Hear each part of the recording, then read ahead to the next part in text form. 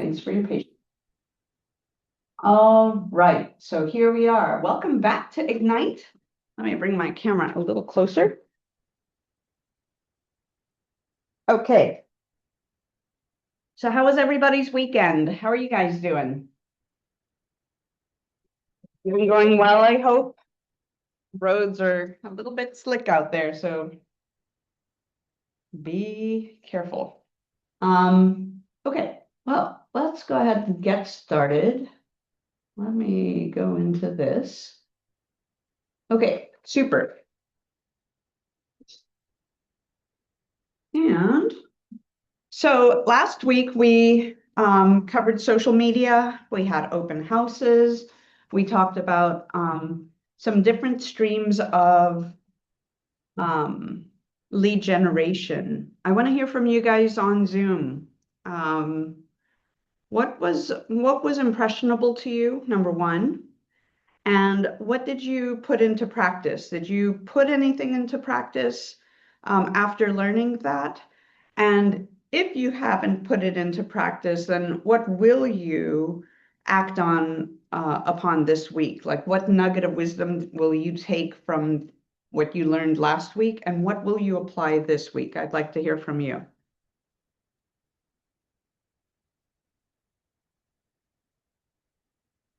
I wasn't able to host an open house this weekend, but when I do get back to that, I definitely loved how putting your signs out the day before um, and stuff just to get people's attention on the place. And also, it makes your prep time much shorter. So, um, yeah, really love that. And yeah, just working on a bunch of social media stuff I want to do, writing out the scenarios and things. So I have it planned out so I can just do it in one big bunch. Yeah, that's great. Awesome. Thank you for sharing. Anybody else want to share? Did you guys get any nuggets of wisdom from last week?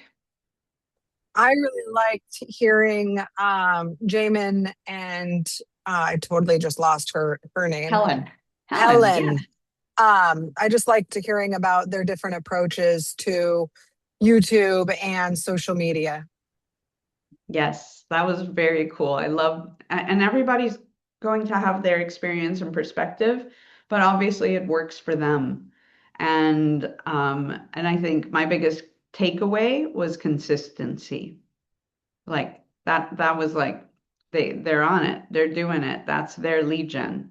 So that's really inspirational. So good. Yay. I'm glad you guys found value from that. Okay. All right, so we'll get started. So today's class, we're talking about capturing more leads. So there's opportunities everywhere, and as we've discussed over the past several weeks, it certainly is about, knowing it's a contact sport, and it's about connecting and communicating, and really listening and probably like digging deep to listen in to what people want, what are their needs, and if not now, then who do they know that may have a real estate need? It's one of those things that always get talked about, like, oh yeah, we're looking at houses, or we're gonna have to move, or some life event happens, um, or you just get the itch to want to move, and it happens. So being able to have those conversations and remain top of mind. So we're going to dig a little deeper into this. Let's keep going. Okay. And as always, we just like to cover, follow TCPA and do not call list guidelines. We've talked about it before. And then also in regards to commissions, commissions are not set by law. They're always negotiable. We always offer fair housing. We don't want to discriminate against any group.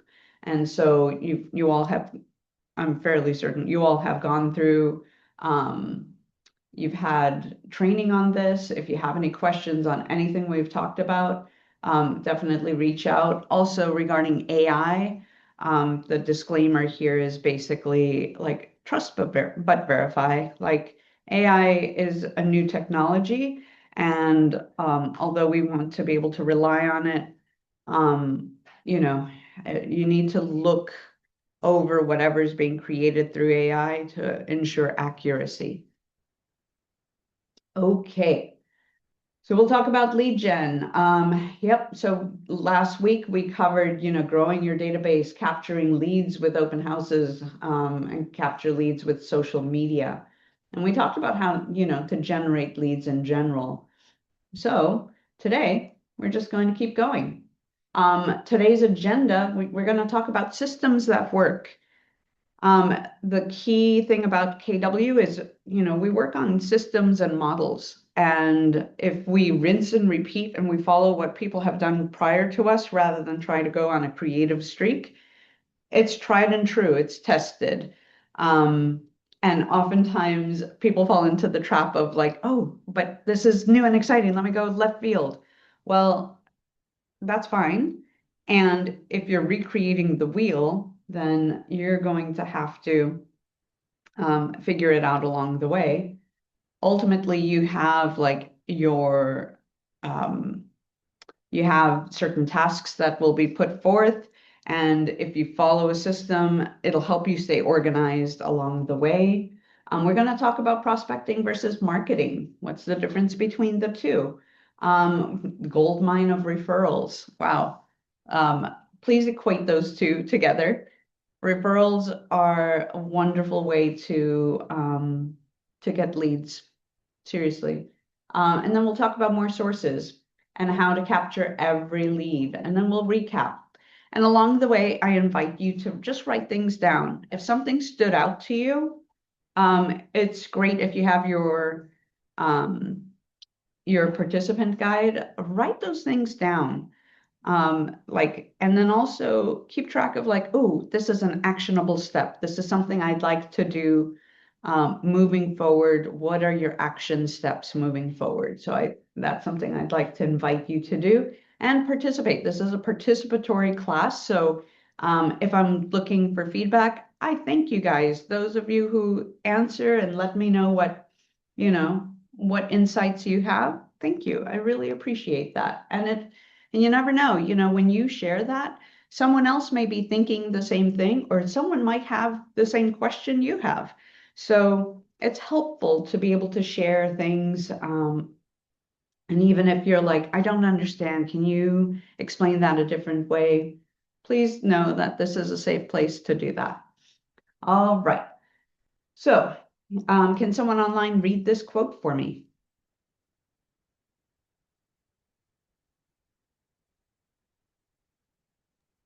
You love people, but at the same time, you haven't yet learned to love hunting for them. I think that's true. Like you love people, but you haven't yet learned to love hunting for them. Like I need to find people. I need to find people to connect with, right? So this is learning to love lead generation. And then hunt for people who are able, ready, and willing to buy or sell real estate like now or soon. So really, our key objectives for today is to get a deeper understanding of how to create and disseminate lead generation messages. Like how are we going to create these messages and send them out? And then also how to expand your referral strategies. I will tell you, totally worth it. Totally worth it. Like if you look at some of the top producers, pull them aside, ask them where their business is coming from. I totally challenge you to do that. Ask them how long they've been in business. Where do they get referrals from? Where do they see referrals coming from? And if they've tracked like what percentage of their business came from referrals. It works. And then and there's so many sources. So we'll talk about that as we move along. Okay, so we're going to talk about systems that work. All right, your number one job, remember, is to find ways to get in the path of motivated buyers and sellers. So I'm always going to remind you of this, and you guys know it. It's another thing to know it and another one to do it. So we really want to make sure that without lead generation, you won't have leads. And without leads, you won't have closings. And without closings, you won't get paid. So we really want to make sure that you find these connections and that you make this a daily habit. That's why we go over that success system of your 10 contacts, your 10 connections, 10 handwritten notes. This is helping exercise that muscle, and this is where you get to practice this at with accountability. Because then when you're on your own, how accountable are you to keeping up with that? So just food for thought, right? All right. So the two M's of lead generation, we have the message, and then we also have the method. So we always want to be purposeful and intentional. So this slide depicts a system to help make your lead generation more purposeful. And we call this message and method of your lead generation, the two M's.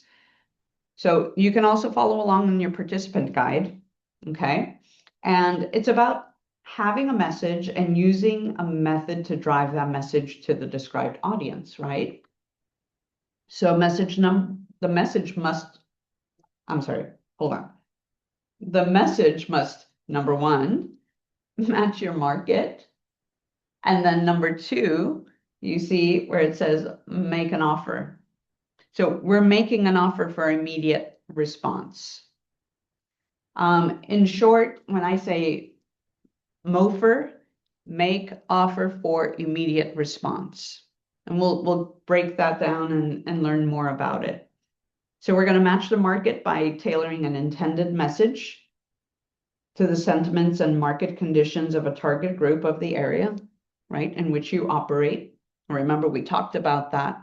You know, you can get micro, like really honed in. You can go to the granular level, like if you want to hyper focus in neighborhoods, or you can go wider spectrum, maybe all of the Anchorage Muni, or, you know, and that was kind of a wider range, but it would go from neighborhood to city to either muni or borough, right?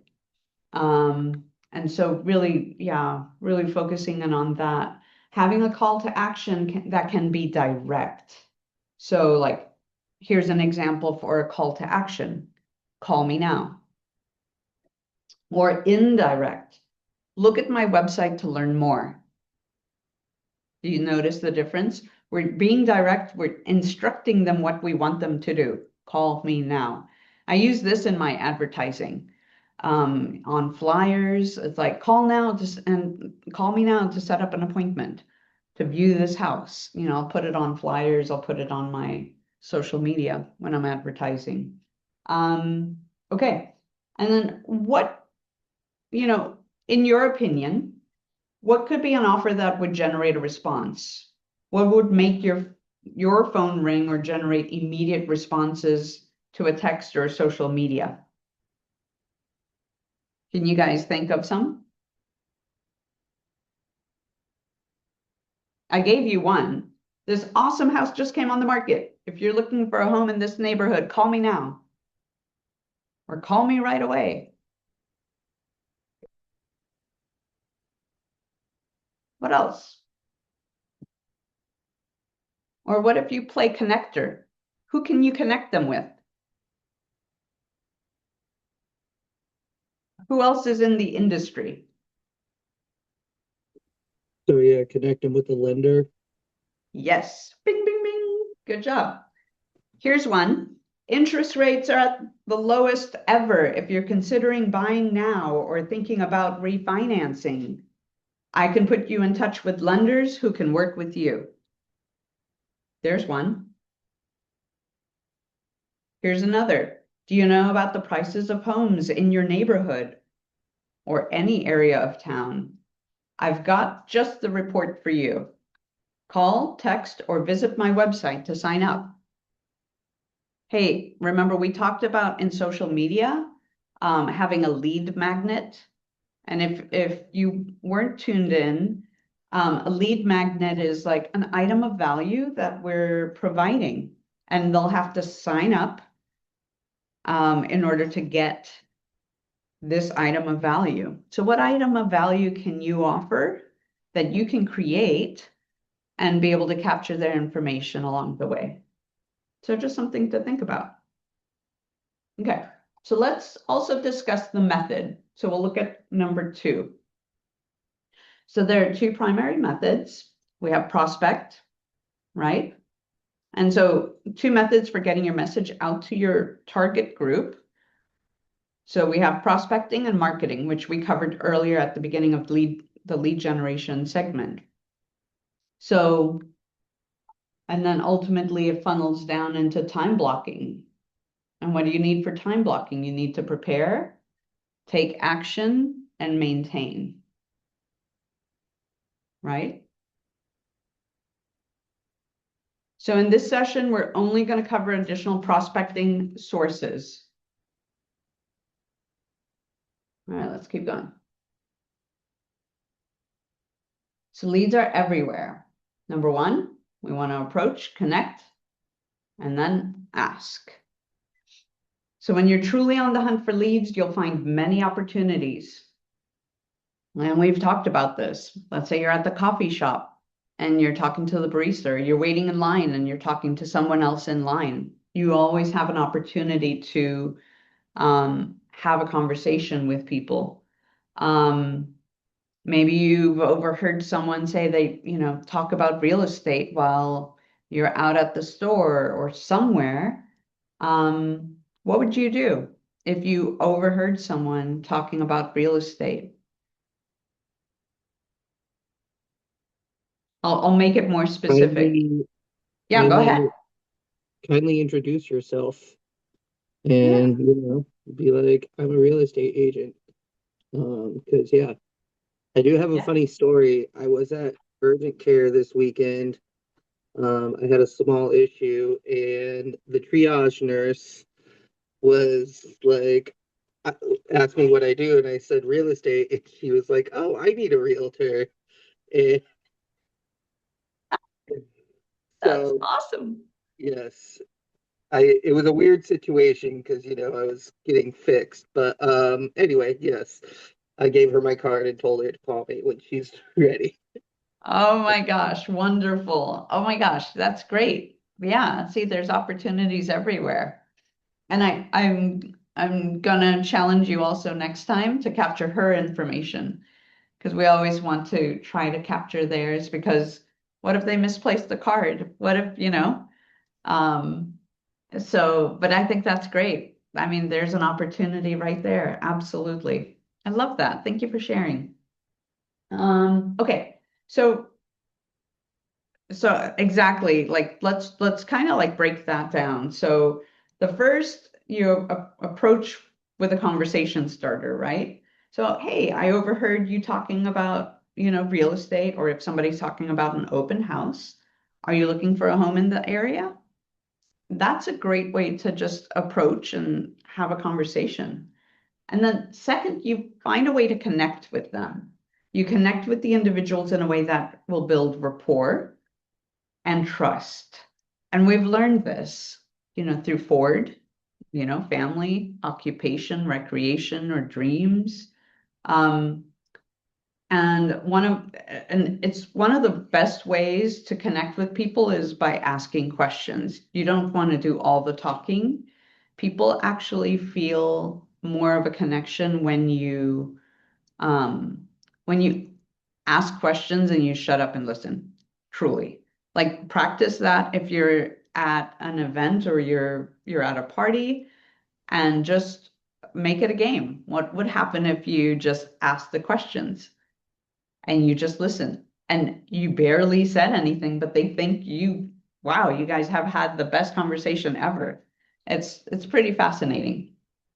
Um, so then we're always looking for opportunities to be of service to others. So, there's some things that you could state. You could state something like, I have a list of all the homes for sale in this area. I'd love to connect with you so you can stay informed on what comes in the market. What's a good email address for you? There, you're offering to be of service, you're offering something of value, and you can capture their information. And then finally, if there's the ask. So if it's appropriate, you can ask to meet with them and you can learn more about their situation. I think that rounds it up. So in Jeremy's case, he was he had a captive audience. He had somebody right there. He connected with them, exchange of information, right? And then, hey, there's an opportunity to ask for the appointment. That is the goal, is always to try to get the appointment, but feeling out the situation. And obviously, Jeremy, you were in a situation where you probably weren't feeling the best. And but if you all remember that the goal is to ask for the business, ask for the appointment. That is the goal of connecting with people. So, okay, what questions do you have for me, or any thoughts on anything we discussed so far?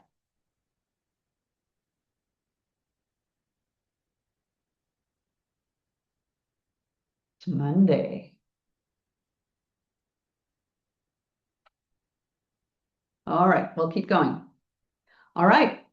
So next we're going to talk about prospecting versus marketing. We'll go deeper into this topic. Lead generation is a contact sport with simple rules. It means making contact with people through prospecting and marketing. What does this mean to you guys?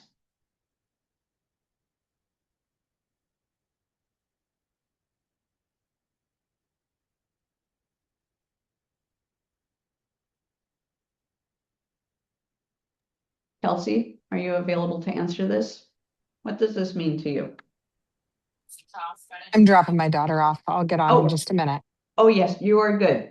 I'll move on. Jeremy, you have 2 cents. Yeah. Lead generation is all about making contacts and talking to people, and having conversations. So, Yep. I think it's pretty straightforward. And, every person we meet is an opportunity. So here we go. Let's keep going. All right. So you guys have seen this chart before. We covered it once before, and we talked about, all right, people tend to move every 7 to 10 years, right? And so we have to know where they stand on this graph. Where are they? Did they just move? And so are they at the top of that bell curve? And if they are, at the top of that bell curve, well, maybe they won't be ready yet, but keep track of potentially when they may be making a move in the future. So knowing where people land and where they're at will help you gauge kind of and predict potentially when they're ready to make a move. So we don't only want to prospect people who are on their way up the bell curve. We're going to talk to everyone because we never know where they're at. Life circumstance happens. And, I've had clients that have had to move after a year in a property or maybe 2 years. So that definitely, that bell curve will shift. And so we want to always prospect to everyone and just know where they're at. So this is just a good guide to be able to see, like, okay, where are they at? And are they potentially ready to move? Especially if you have contacts in your database that, gosh, they've been in their home for a while, or they start to ask questions, or they start to visit open houses. It's good to explore that. Okay, so you saw this in session 5, and here it is again to remind you of the 2 methods for lead generating, prospecting and marketing. And that your business should be prospecting based and marketing enhanced. I'm going to say that again. That's really, really important. Your business should be prospecting based. You see how the base of that triangle says prospecting? So prospecting based, marketing enhanced. So why is it better to be prospecting based and marketing enhanced? And I'll review this a little bit. So with prospecting, it's time intensive, sure. It's proactive, and you get immediate results. Marketing, it's money intensive, it's passive, and there are long-term results.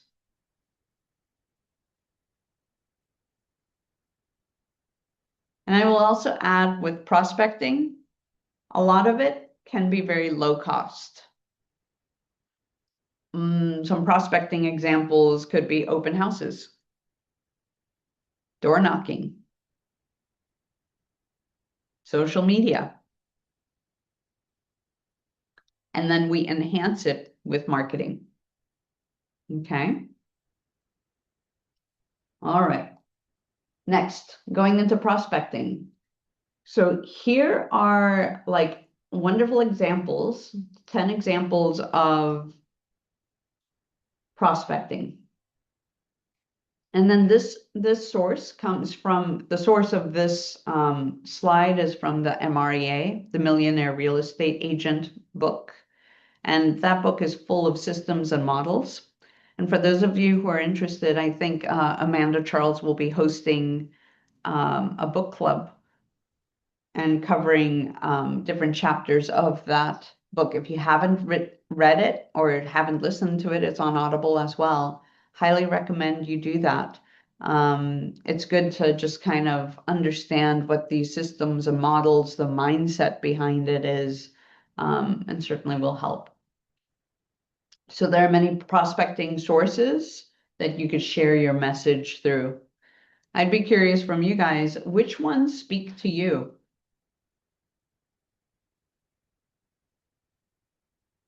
Or which one of these have you all tried?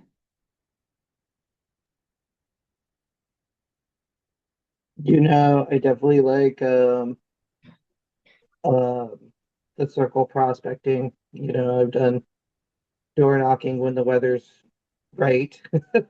Yes, right? Otherwise, you need the little spiky things on your shoes, Exactly. right? And then Yeah. the other one I like is the community outreach, you know.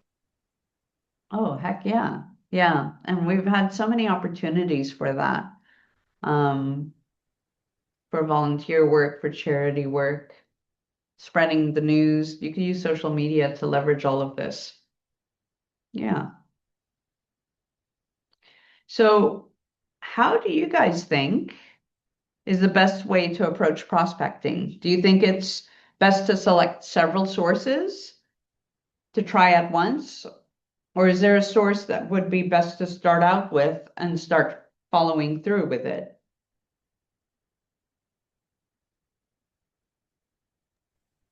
I like the one step at a time method. Yeah, I do too. In my experience, it's like focus on one thing, get it going. Once you have your feet under you and you have systems in place and you have that going, then focus on another one. I think if you're spreading yourself thin, then it's going to be challenging and may feel overwhelming to get all of them done. So, absolutely. Um, Keller Williams surveyed top agents, and they found that number one, they focus on their top 4 sources and get their best return that way. So they'll pick like what are their top 4 sources. And then the top sources are repeats and referrals from their sphere of influence and their database. So absolutely. If any of this looks interesting to you, just hyper focus, get yourself going. And then once you have systems and models in place to keep it going, then go ahead and move forward.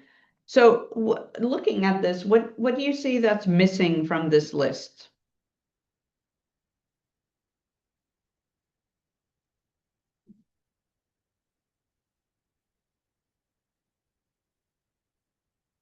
I'll tell you.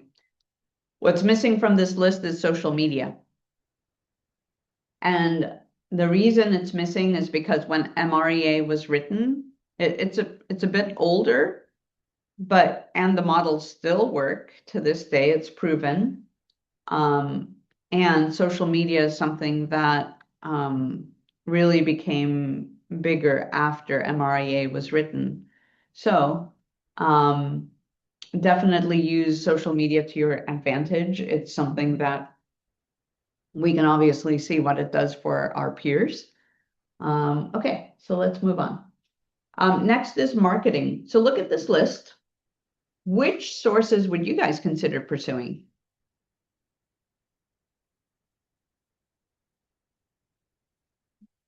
You already have one down. We know that one of your sources will be your sphere of influence. And if you're in your participant guide, you can circle the ones that you'd like to work on. And what would you like to work on in your business?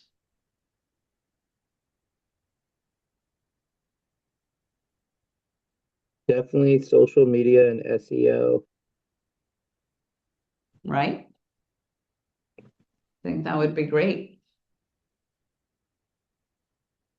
Yeah.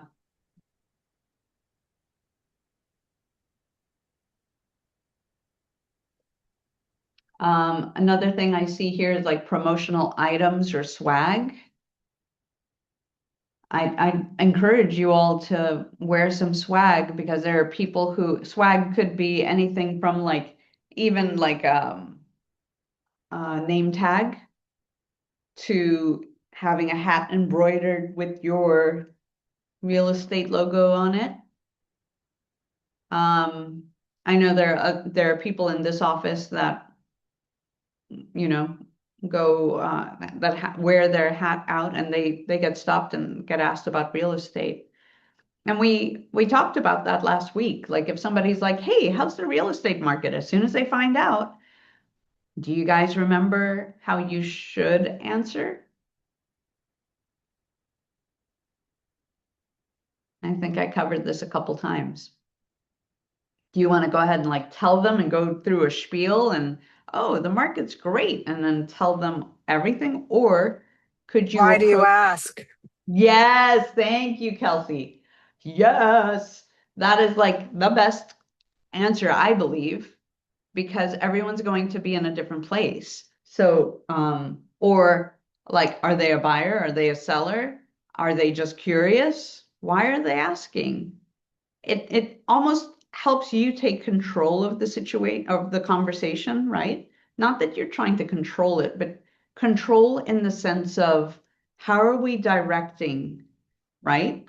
Be the director of the conversation to be able to gather information on why they're curious. Yes, yes, yes. Beautiful. Thank you. Thanks, Kelsey.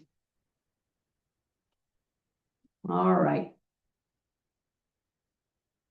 So then we also have sources that use both prospecting and marketing.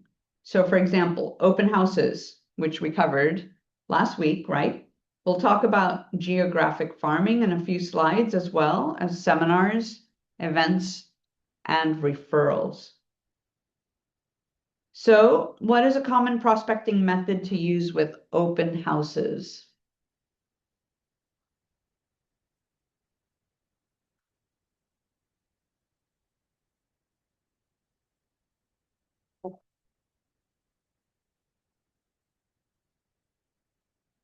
It's door knocking. So this is your opportunity to make the neighborhood aware of the open house. And number two, to invite neighbors to the open house to meet you, to maybe take a look at any active listings in the neighborhood. maybe refer a buyer to you. Who knows? And then by doing this, this is part of your lead generation. You're getting in front of people. So just to take a look at this list, we're looking at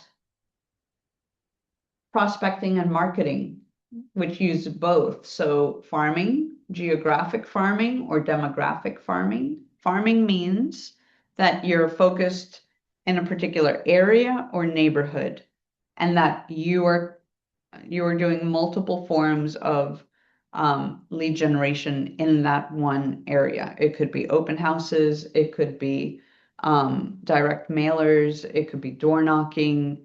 You are making yourself known in that area as the market expert. Events, number 2, you can have different events, open houses, seminars, contests, client appreciation events. And we're going to be covering events. We actually will have Amanda Charles talk to us about micro events and larger events that she's hosted for her clients. And then number 3, networking. You can network with your sphere. Remember, your sphere of influence is number 1. That's your job. Networking with past clients, allied resources, and other agents, maybe if they're out of state or outside of the area that you work, or even within the area, if you need to refer someone, a client, maybe you're planning on being out of town for some reason. It's just good to network with one another, and it's a good way to like learn from one another. We all have our superpower, right? And then also purchased. So purchased prospecting could be like referral networks, advertising networks, clientele. All right. All right, we'll keep going. So we're going to just jump right into the gold mine of referrals. So we kind of covered this, like when you get a client referral, it's important to know how to take care of them, like how we're thanking them. We want to definitely, I'm going to jump down to number 3. Once you do receive a referral, you want to reward them for the referral, like pick up the phone. Thank you so much. Maybe you want to invite them out for a cup of coffee. Find a way to connect with them or reward them for that. And as we mentioned earlier, top agents rely on their sphere and their clients as their greatest source of referrals. Some agents even say 90% of their business comes from referrals. It begins with setting an expectation with your sphere that your business runs on referrals and that you trust them to provide referrals of people that they know have a real estate need. You don't know until you ask, right? And they don't know that you expect that of them if you think it, but you haven't directed them to that. So you want to set the expectation, then provide the value. So for instance, you want to provide the value like, hey, I want to share my KW app with you, or you share market statistics, or provide a vetted vendor list.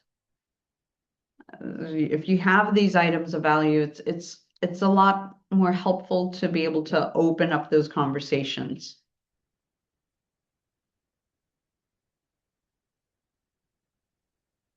So you're providing the value, and then also I think it's also a lot about trust.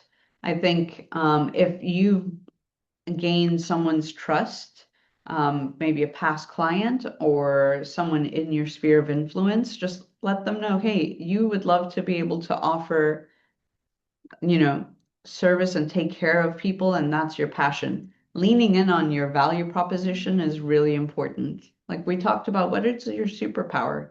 What is it that what's your contribution to the community, to the world? How are you carrying yourself? And I think that's really huge. You know, part of it is also like some other value that you can provide is, are you being, you're a highly paid problem solver, right? So you're a problem solver. Um, you want to provide elevated service, or you're really good at being caring and supportive. Like you really care about people. You want to make sure that you give them the best experience. And people can sense that.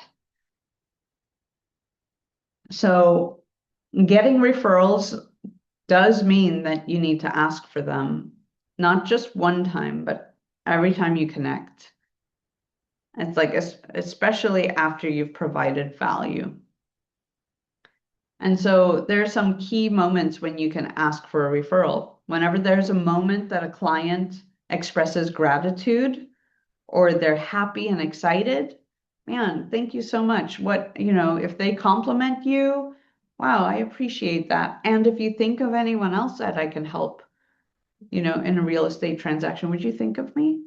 Oh, yes, absolutely. And they're in that top high, you know, very excited space, and then you're ready to ask for the business.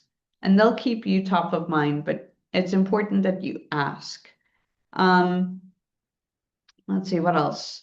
You can also ask for referrals when you have a consultation with them, when you're meeting them, and going over like a buyer's consultation or a listing presentation. Once you go under contract or you receive a contract on a property. And then, of course, at the close of a transaction, especially when the client is at their happiest. You always want to follow it up with a handwritten note. I think there's such value there. So making sure you follow up with that. Any questions?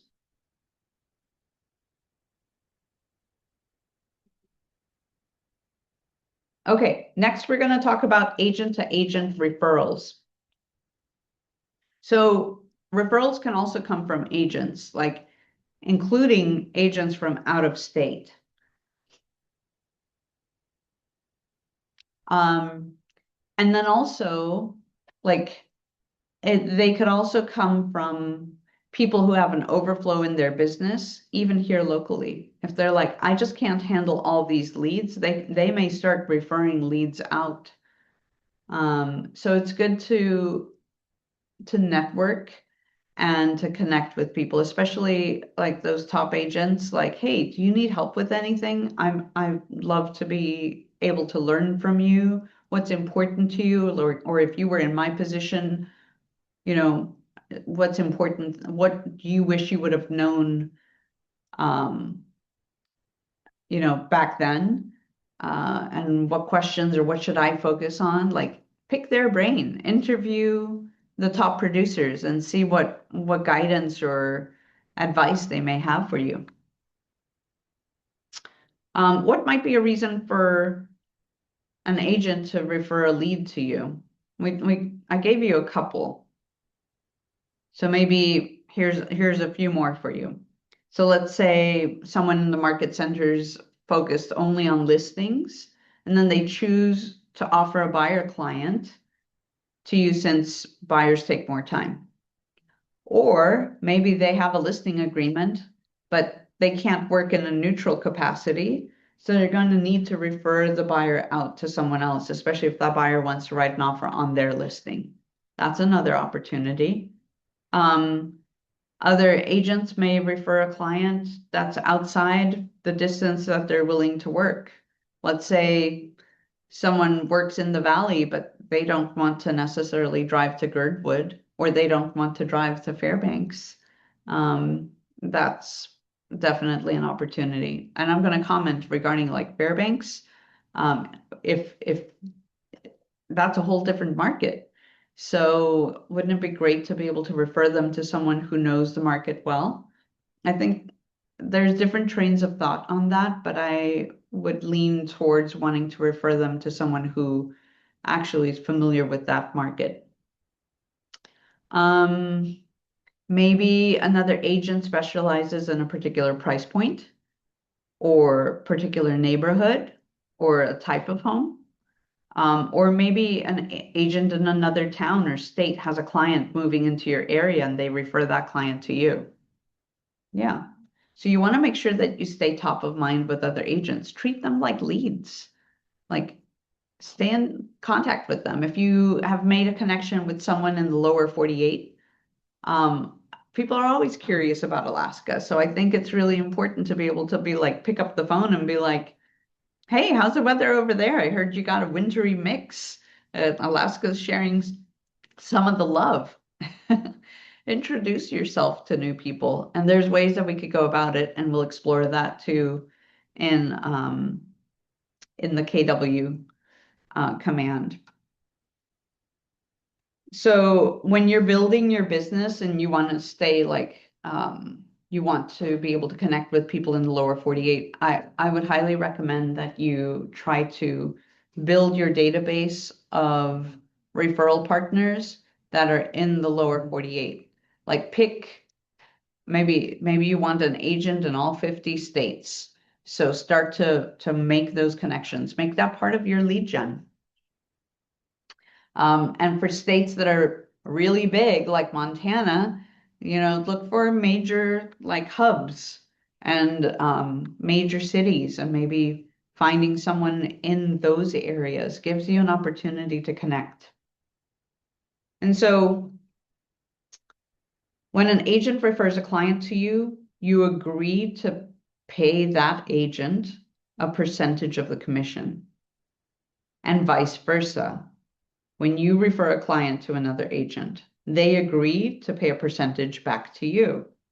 So referring clients that you cannot serve to other agents helps everyone, you, the agent, and your client. That percentage can vary. So it just depends on what they want, or how involved they want to be, or uninvolved, or it's nice to just give them updates. Sometimes if it's like my own client that I'm referring out of state, I let them know that they have access to me. If they have questions, or if they're going under contract and they wanted to run something past me, of course, I don't want to undermine the agent that I referred them to. I want to make sure to respect that relationship. But I also think it's important that we don't understand, real estate laws or requirements in other states. So we always want to defer to that other agent. So I think it's just important out of common courtesy to do that, but also be that middle person, that sounding board, to be able to hear and listen to what the concerns are, and then have that open communication with the other agent. Hey, just a heads up, I got a call from the client concerned about XYZ. Can you tell me more about that? And that's it. Super simple. Like, it's just staying curious. Remember, we talked about stay curious and ask questions. That's how you should handle life. Stay curious and ask questions. All right, let's keep going. Okay, so we're going to talk about agent-to-agent referrals. Actually, before we jump into this, we're getting close to the top of the hour. Let's go ahead and take a 5-minute break. We'll come back at about like 10:01. It says 9:56 on my phone. We'll pause here, and then I'll show you how we make connections with people through command. All right, we'll pause here.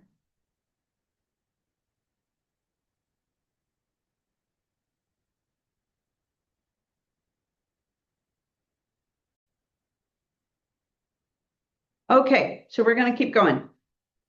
So regarding agent-to-agent referrals. So let's talk about reviewing this model. We're going to, number one, grow. We want to grow our agent referral network. And we keep track of every agent you meet through this, throughout the course of your business. Super important. Put them in your database, put them in your CRM, whatever that is. Just make sure to put them in there, because you want to maintain communication, checking in, how often, keep yourself top of mind with them, right? So reach out to other agents in other states and other cities, especially from locations where people are moving from. Number two, we're going to manage. So you're going to systematize your agent referral network by being purposeful about it. Just like with leads and contacts, treat them like a lead and a contact. You're going to build relationships and build value. Make it reciprocal, both ways. They provide you with referrals and you provide referrals back to them. And then lastly, you want to maintain that relationship. Keep your network up to date and stay in communication with them, with your network partners. And then track all referrals going out and coming in. So when we also do this, it's also important that we take a look at where are referrals coming from? Where are people moving from? And an opportunity for that is actually to take a look at command. So you'll hop onto command, and I'll show you actually here in a moment. This allows you to connect with agents based on location and production. So if that's important to you, looking at them based on location, number one. And then if you want to dial it in and look at like, what is their production? Are they a top producing agent? Do they have a team? Are they solo? You can even discover like referral patterns showing up where referrals are coming from and going to. And in addition, you can easily track referrals given or received all the way to close and getting paid. So that's important. When you do get a referral, you want to make sure that when you're submitting a referral or getting a referral, you want to make sure to fill out a referral form. And we have one uploaded in our Ignite or in our PC coaching Google Drive. There's referral form. And then you're going to put, the name of their market center, the name of your market center, what the agreement is, the name of the contact, like, hey, I want to refer Joe Smith to you, and here's his contact information. You'll be able to put that on the form. What is the percentage of the referral being either received or being sent over? Also, if you're receiving a referral, it's important to know to get a W-9 from their market center. So don't forget to ask for the W-9. And then, yeah, once you have that agreement and it's signed, usually it'll be signed by the agents and often by the brokers. So you'll have your broker sign off on it. Let's see. And then I actually want to walk you guys through. Let's escape out of this. I want to walk you through getting referrals. So here from your command, you're going to come down here to referrals. Okay. It's going to take you to this dashboard. Okay. Let you know if you have any invites, any pending referrals, and then you'll be able to see like who's in your your network if you want to track referrals or grow your network. Look at your actual referrals, like how many were sent or received. And then here's a neat tool. You see this map? This is a really wonderful tool because it's showing results from Austin to Austin, or like Austin to Houston, 3% outgoing referrals, but it'll show you the percentage, right, of what that looks like. This is referral patterns. So there's a drop down here. You can look at production, but they'll want to know your area. Maybe you want to search the area for, I don't know, let's say Sedona. So you want to know, like, all right, tell me about production in Sedona. And so it gives you a list of like 26 agents that are out there or teams, right? And then you're able to, like, maybe if they're a luxury agent, right? If that's important to you. Having a photo is super important. So make sure that your photo is updated in Command. You see, are you going to click on this because there's no photo? Who is Chad? What does he look like? You know, maybe, oh, I love the fact that she wears a hat. I don't know. Then you get to take a look. There's her contact information. How many closed units in this area? How many listings sold? You know, albeit we're just starting off in January, I think. Here's another one. Let me click here. Yeah, look, here you can take a look at their production. Sales volume for the past 12 months, average deal size. Closed units, 77. How many are listing versus buy side, if that's important to you, right? So that's one thing. Here's what I like to look at. And if you're looking for a market center in an area, let's just go one by one. You're looking for market centers. Maybe you're going to have to kind of like zoom out a little bit, because if they can't find anything in Sedona, then okay, well, where else? Let me just move some stuff so we can.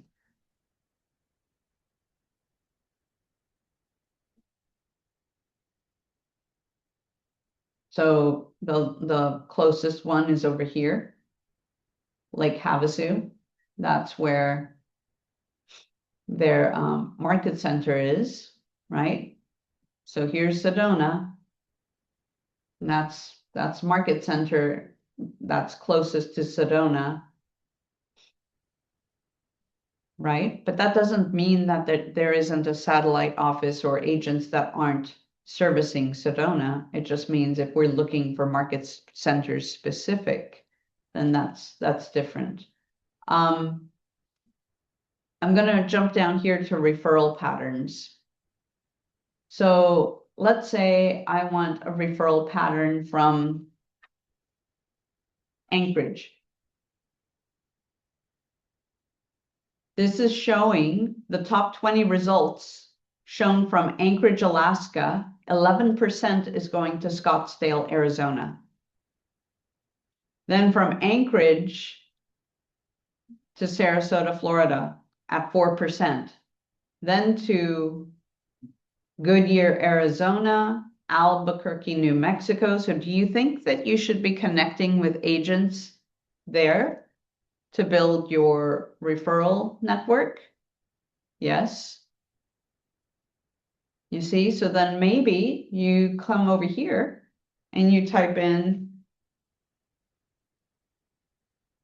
Scottsdale, Arizona. Wow. One of the top referrals from Scottsdale, Arizona is Anchorage. So do you think that you should be reaching out and making connections with agents in Scottsdale, Arizona? Please nod your head yes. Yes. So we definitely want to do that. We can go back here.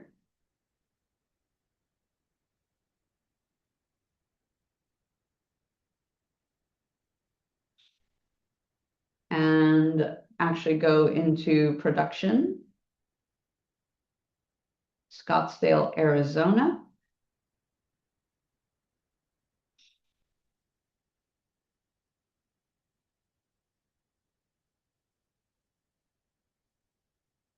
No, not showing me. Come on. Here we go.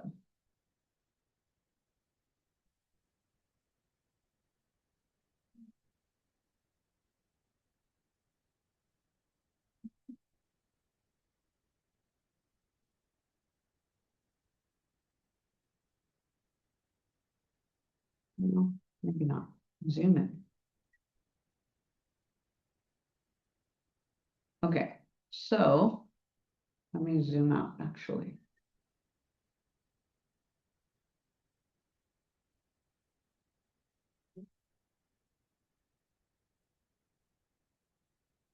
So let's say right here, we're going to zoom in more.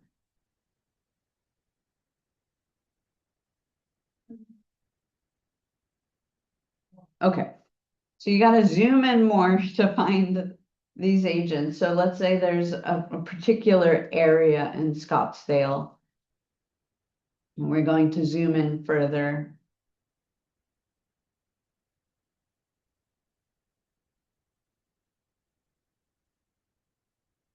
Eek.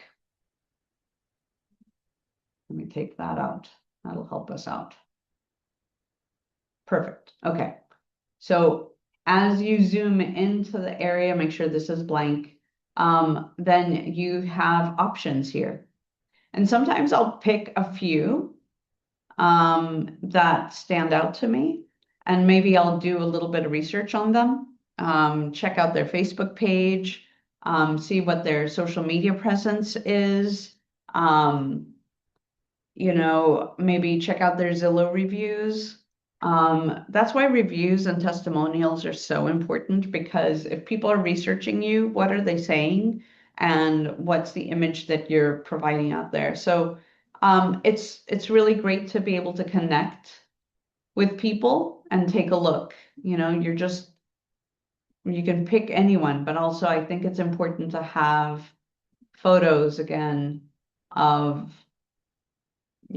of yourself. And so it's a great way to connect. What are your guys' thoughts? Have you all used this or explored with any of this before?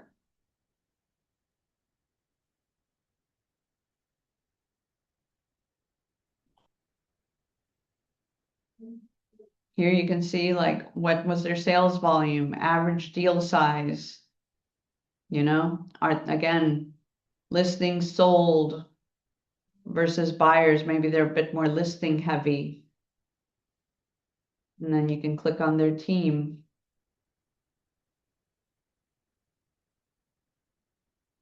So it just gives you an opportunity.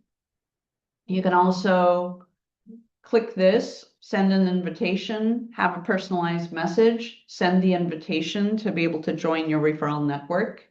I think going a step beyond that, picking up the phone and having a voice to voice, it really makes it a lot more personable. All right.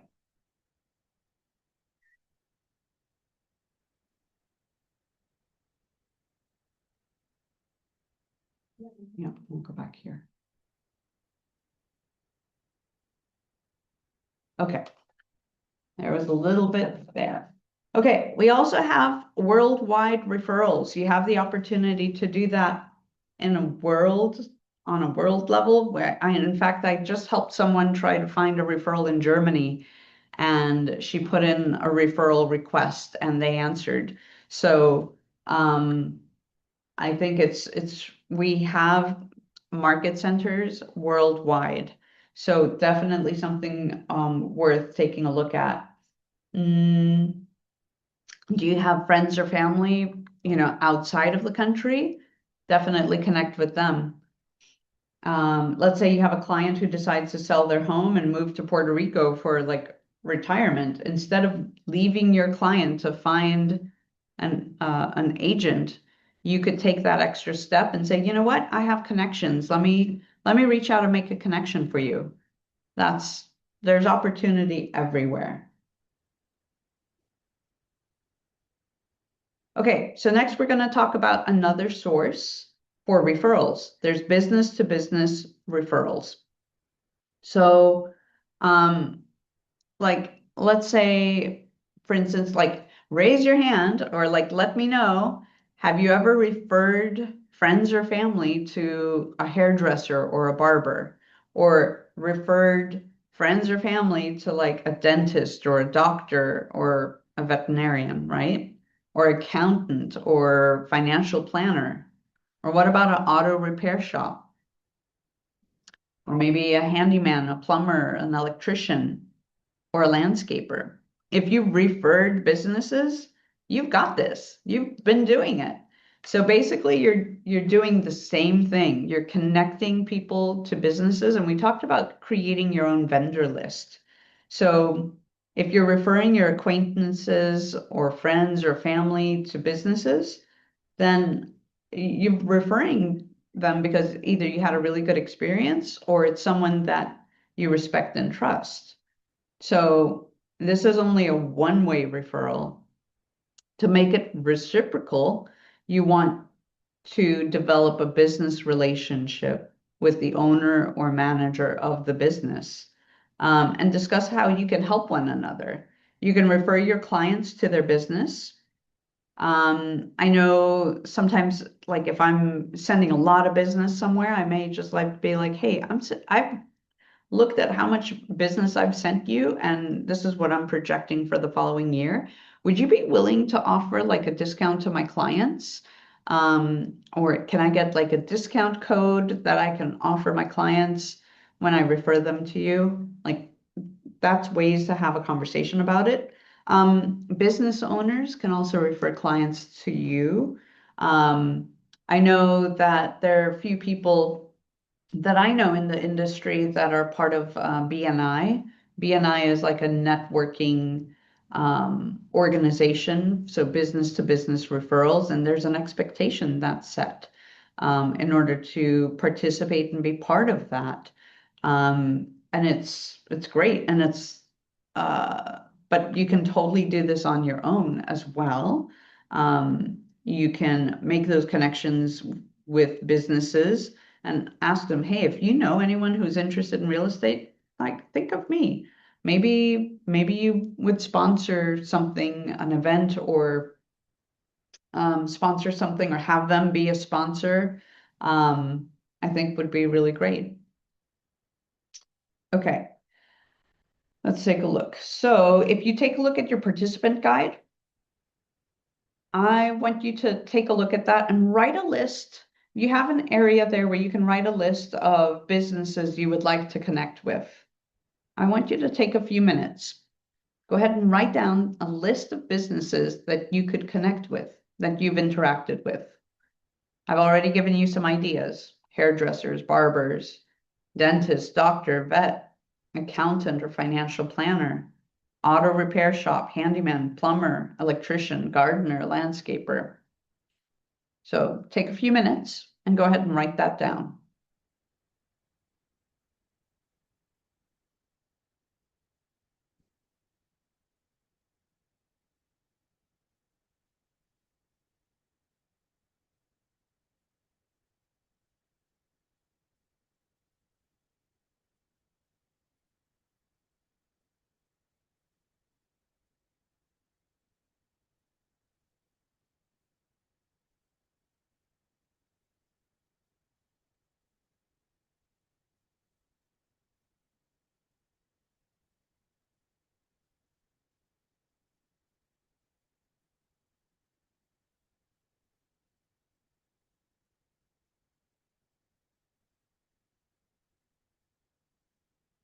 Okay, what have you guys written down?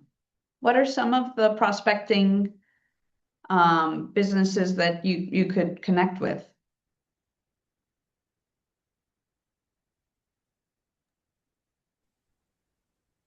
Um, just like lawyers and estate attorneys. Oh, yes, absolutely, yes. That's a great example. Anybody else?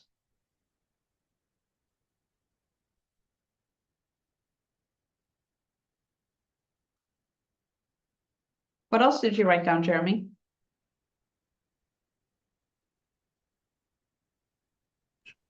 Sorry. My favorite coffee hut. Oh, Uh, yeah. you know, um, and then what you call it? Of course, like lenders and insurance agents, Mhm. title as well. And yeah. Absolutely. I'll share with you like developing a good relationship with the lender and staying consistent and top of mind, it's helpful. When I first got into real estate, my first year, I went out and had either lunch or met lenders for coffee and just connected with them. Two of them I'm still connecting and referring to this day, 11 years later. And it pays off because you're referring to them and then they're referring back to you. Now, just remember, not every lender can, has walk-in business or new business. Sometimes clients are already represented, but if there's an opportunity, you want to stay top of mind. And I was able to track my progress, and out of referrals that I got, like I was like, oh my gosh, 33% of my business came from this one lender. So once I calculated that at the end of the year, I was like, oh my goodness, thank you so much. And so, I want to take them out to lunch and thank them for thinking of me. Hey, but I've also sent them business. So it goes both ways. So just keeping that connection solid. Like, how do you connect with them on a human level and on a business level? Perfect. Okay, let's keep going. So we'll talk about more sources. So geographic farming is another opportunity. You're looking at a collection of homes, a neighborhood that an agent chooses to focus their marketing and prospecting efforts. So, everyone here is familiar with the neighborhood website called Nextdoor, right? So geographic farming is similar to that. And basically, it's targeting a message within that neighborhood. So when you choose to farm a neighborhood, be aware that it will not always yield immediate results. It takes time. It could take years, but you're becoming recognizable, steady, the one that, oh, they're the expert of the market in this neighborhood. So basically it's a long-term investment. I like to think of it as like, okay, where am I getting my return of investment by putting my time here? But knowing that it's a long game with geographic farming versus open houses, which sometimes people are like already pre-qualified and ready to go, and then they're pre-qualified and ready to go, and then they're ready to buy now, versus you're becoming established in a neighborhood. You're letting people know that you're in real estate, and that's more of a slow burn. So you have to be committed. So I think, like, if there's a particular neighborhood, like, that there's high turnover, especially when there's a high military presence, that's helpful. You could host multiple open houses in a neighborhood. You can door knock regularly. Sometimes it's like, okay, I'm going to start on this street. The following week, I'll do the next street and the next street until you hit the entire neighborhood. Choosing a farm involves some consideration too, like the number of houses, what's the turnover rate, the price point, um, and who's the competition in the area? Are there other agents that are farming the area? And so once you've chosen an area, you need to devote yourself to knowing everything about the area. Like, is there a local park? There a community park? Is there basically, are there trailheads? What's happening in the neighborhood? Is there new construction? Like, really diving deep and like doing your research. Just imagine that you're like an investigative reporter and you're like, okay, I need to know all the things. So if it comes up, I'm already aware of it. Yeah. And if there's like developments or there's road improvements or they're bringing gas to an area, it'd be good for you to be aware of that. Also, like, are there any local happenings? Is there like a community website? Like, trying to find out and learn. And so they'll see you as the market expert. And then you can maintain communication and share what information you've learned. Here are some examples. Like, I would highly recommend that you farm your own neighborhood where you live, because you're going to be familiar with where you live.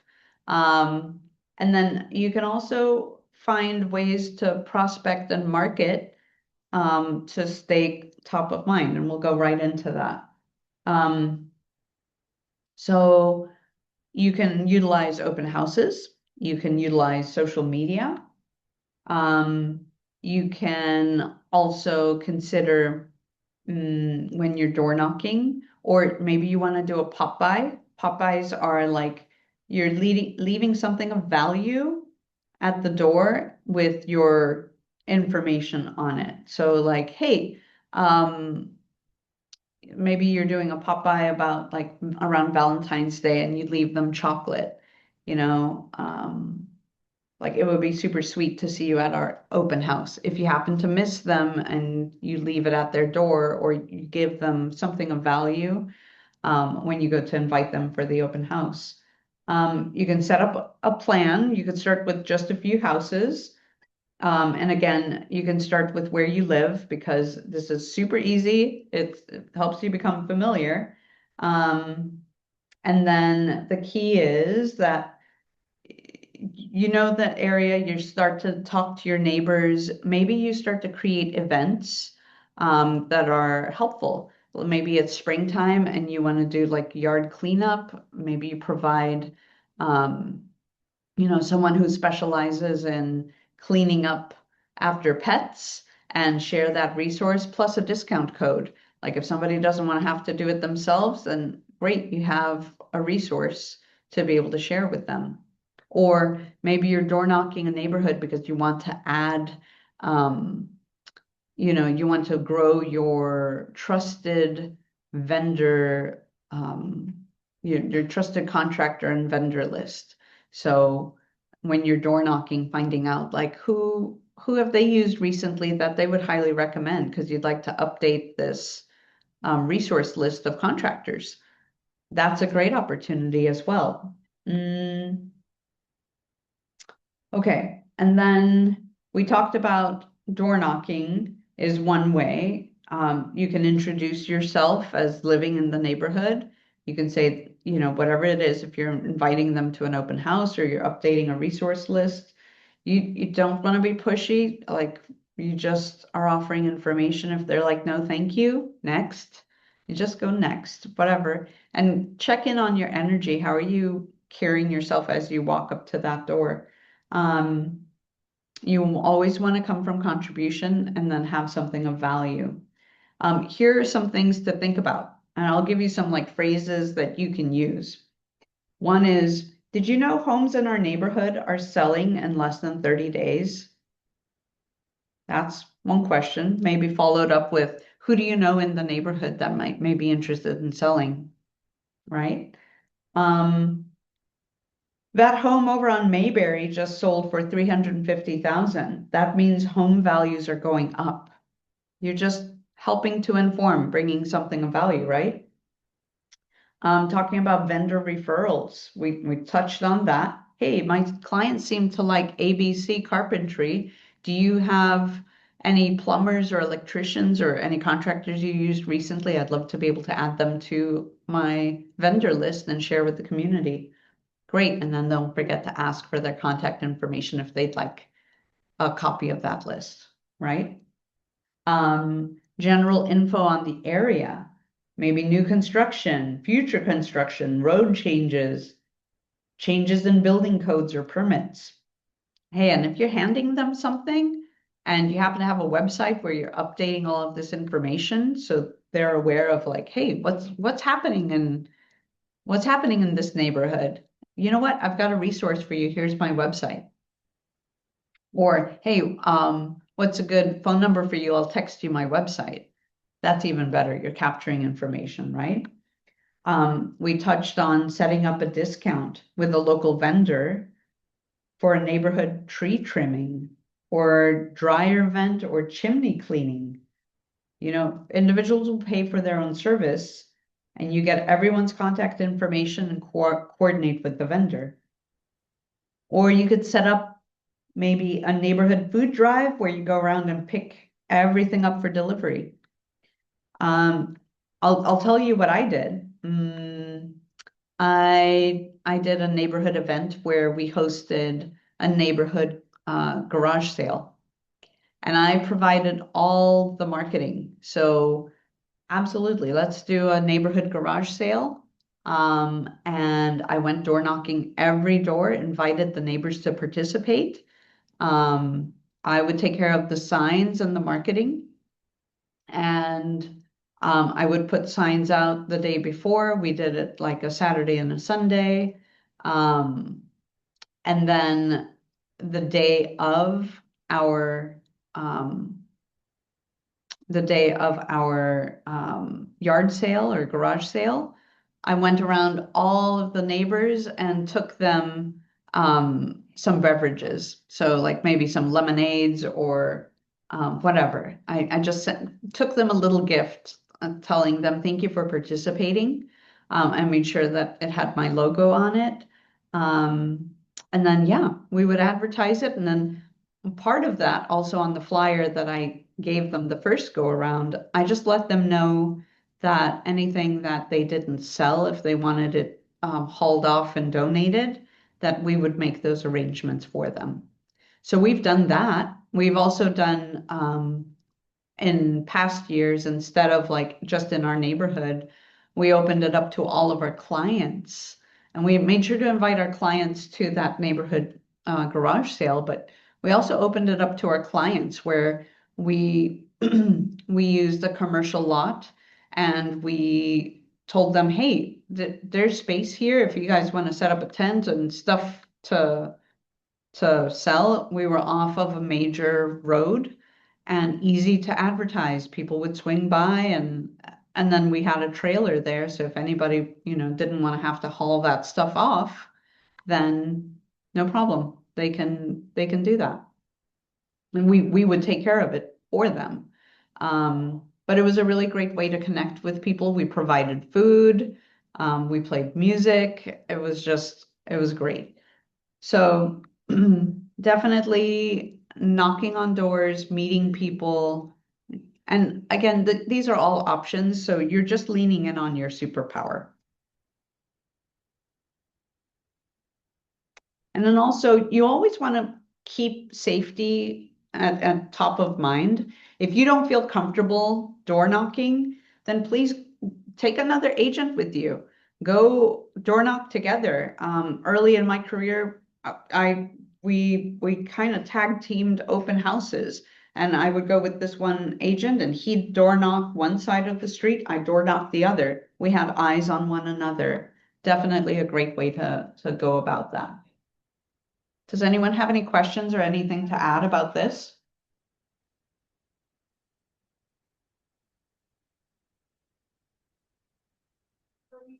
You have like so many options too to door knock. Like you could door knock for charity drives or upcoming community events, community activities, maybe neighborhood watch or neighborhood cleanups. Or maybe you want to have a block party, right? Meet the neighbors. I think there's so many ways to get creative with that. So we talked here about how to maximize your prospecting and marketing with open houses, social media, conversations, contacts, and notes. Okay, next we'll talk about events and seminars. So two final sources of leads are through events and seminars. They can be very lucrative. And again, you just have to be consistent and have systems in place to be able to execute this. So events are get-togethers organized and hosted by you. So successful agents are very creative when it comes to events. And events are meant to attract leads and don't have to relate directly to real estate. You're just the connector, right? And so here are some ideas. We touched on some of these, like neighborhood park cleanup. Just ask people to come join you. Has nothing to do with real estate, but it's sponsored by, you know, Jeremy Belt's Real Estate, right? Um, and then you supply bags, gloves, water bottles, and then you ask for addresses so you can send thank you notes.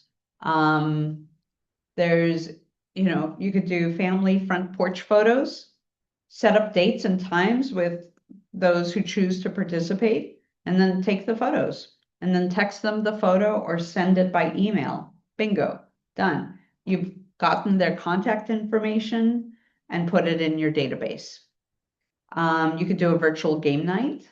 You can invite people via social media, collect names and contact info, and have fun. Do the things that you find are fun. Other things that come to mind are I organized a kayaking group around Halloween, and I called it a witch's paddle. And everybody, I mean, complete strangers that I hadn't met, I just created an event. It was sponsored by myself and a local surveyor, and we hosted a witch's paddle. And we had about 10, maybe 15 people show up in witches costumes, witches or warlocks. They were all welcome. And we just went out there and paddled, and everybody was responsible for their own safety, but we provided the hot cocoa or coffee and snacks. And then we had a prize, a raffle, and it was an opportunity to collect their information and stay in touch. Another event that I've seen, Helen Bridier does she enjoys like charcuterie. So she teamed up with like a charcuterie company that taught, her friends or her clients how to put together a charcuterie board. So she created micro events as such, right? And so you can totally do that. Totally do that. What are some other low cost ideas you can think of?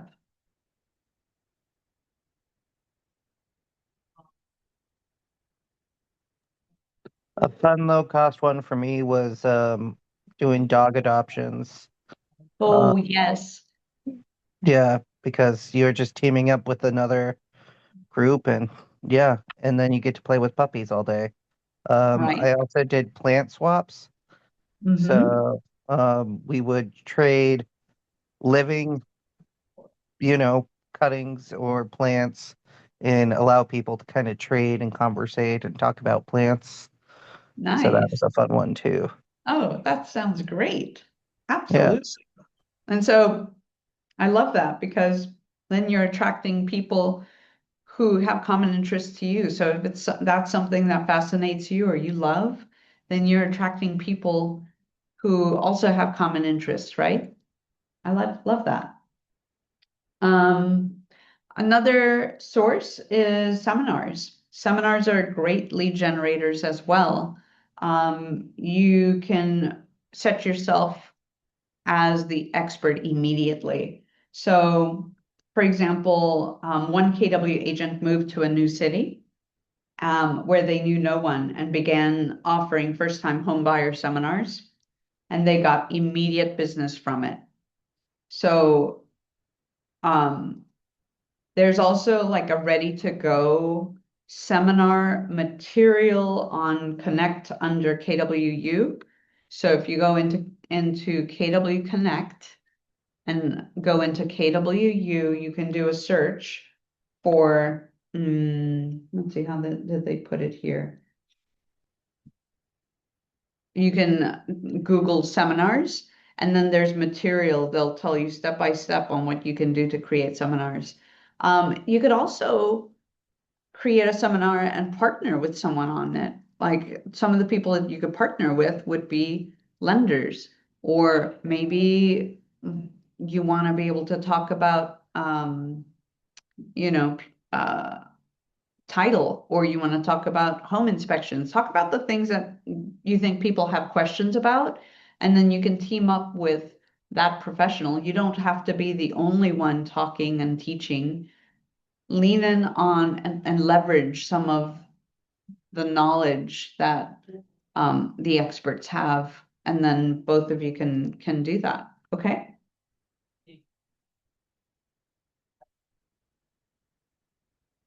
So it also, like, you can totally do seminars or like either in person or via Zoom, and you can have it recorded and have them register and be able to connect and collect their information. So here's a couple of examples. So we have tons of examples of agents who've built their businesses helping those that no one else was serving to become homeowners and investors. There was an agent in the lower 48 who serves a community with a large Somali population, many of whom are devout Muslims. Hosted a training session with an expert on Islamic finance for this unserved community. So you see, it's Sharia law that forms the basis of Islamic banking, prohibits charging interest. So expecting 10 or so attendees, she actually hosted 75 ready, able, and willing clients needing to buy or sell property. Wow. So super, super interesting to, like, what is the need? What is the populace? Like, just thinking outside of the box, like, what is the unserved community? And how can you be that person to help bridge gaps? Or if you know, like, it depends. So, like, also another agent was fluent in Spanish and really was, you know, trying to serve the Spanish speaking community. They bridged that gap. So think about what is your superpower? We have many of them.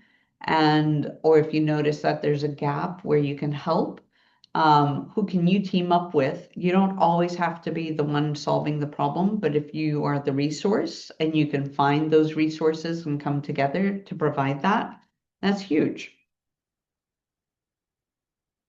All right. And then just remembering that leads are everywhere. I've repeated this so much to you guys. Like, everywhere you go, you're finding connections with another human being at the grocery store, coffee shop, repair shop, hair salon, dentist office, like wherever you go. All right. So capturing leads everywhere. We'll move right into this. So part of your daily success system is to add contacts to your database. And that's your focus, is your sphere, and contacts are your focus. However, you will also add leads to your database. And when you do that, you have the ability of marking them as a lead. Because you learned earlier that you're eventually going to be building a relationship with leads and moving them into the status of contact. Remember, we talked about the difference between a lead and a contact. A contact is someone that you've had like a two-way meaningful conversation with. A lead is someone that it's just been mostly one way.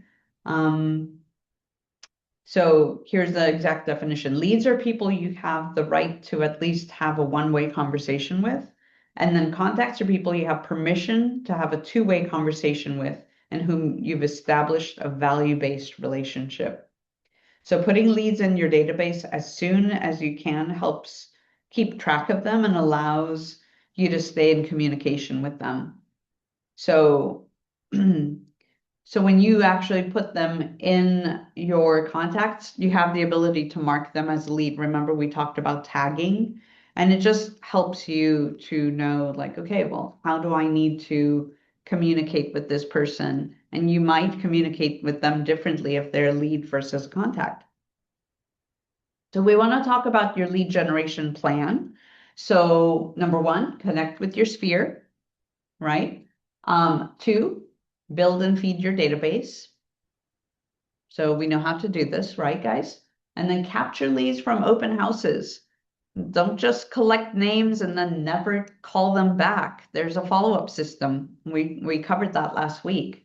You want to make sure to stay top of mind, follow up with them. Anytime you have future open houses, gives you an opportunity to stay in contact with those who have come from past open houses.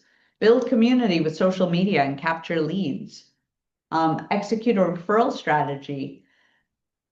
Choose a geographic area to focus your door knocking efforts, and consider events and seminars.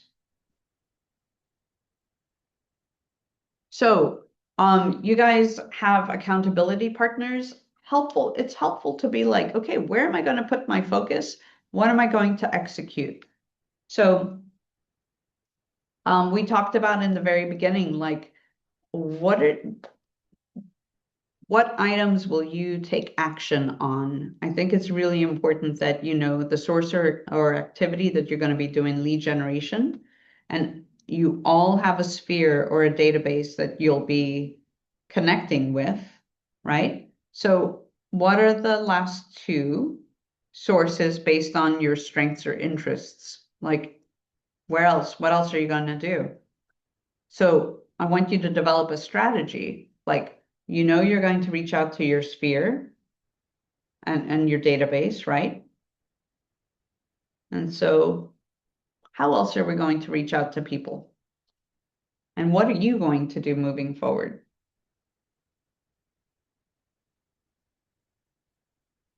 What actionable step will you take? So that's something I want you to think about. So we covered a lot, but it's pretty straightforward. This is really what we talked about is the message and method. Approach, connect, ask. We approach, we connect, and we ask for the business or ask for the appointment. There's a difference between just handing them a business card and asking them for their contact information. One is going to be a lot, you have more control over than the other, right? We talked about prospecting versus marketing, what the difference between the two are. One is more organic, the other one maybe cost a bit more. We want to be prospecting based and marketing enhanced. We talked about that too. Referrals, we touched on referrals, client, agent, worldwide, and business referrals. So what are you going to do moving forward as far as building your referral database? And then geographic farming, events, and seminars. Like geographic farming. Start with your neighborhood. I think that's the best place to start. And then this is the last lesson in the lead generation segment. We covered a lot last week regarding lead generation. And so today marks an end to lead generation. Next time we're going to connect. We're going to talk about lead follow-up. And so basically, like, how are we going to follow up on the leads that now we have acquired? So with this, we're also going to gain deeper understanding of how to create and disseminate lead generating messages and be able to expand your referral strategies. And then, so we talked about being able to take action. You guys have so many options for taking action. I want to hear from each of you, if you're able, one strategy or one action item that you'll take away from today.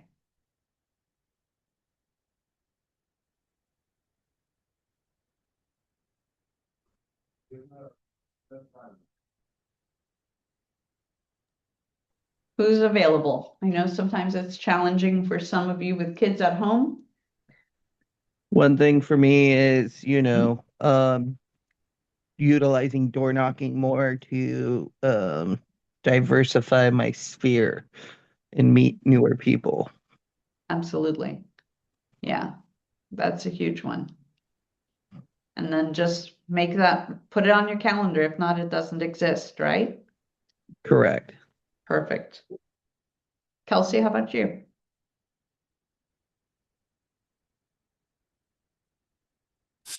I I'm sure. also, sorry, I also liked the door knocking. For more for me is the community outreach. I love supporting small business, and there's a lot of small businesses out here that are struggling, and so maybe to showcase them, and whether you cover like admission for a certain point, like the first 20 through the door or something along those lines. You get a $10 off coupon or gift card or something, but to kind of, I don't know, highlight them.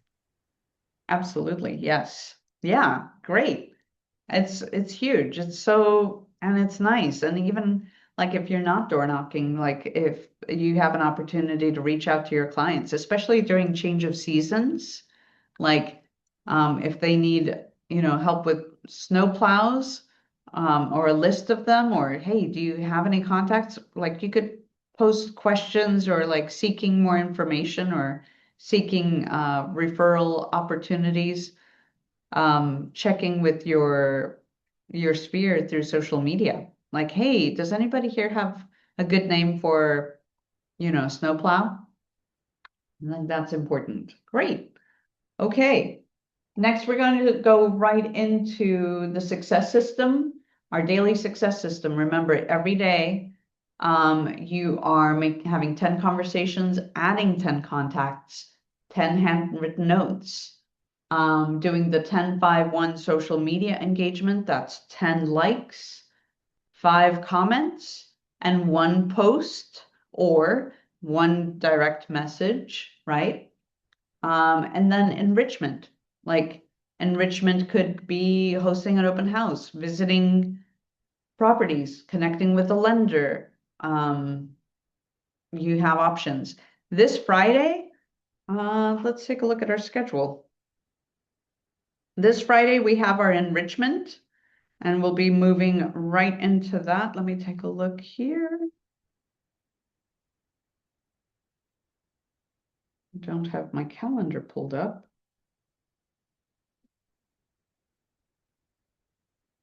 Let's pull up Ignite. And I just want to make sure to touch base with you guys on this. Okay, so our Ignite schedule. This Friday, I believe, will be in Anchorage. And I'm going to just double check because I have this pulled up. And let me pause here.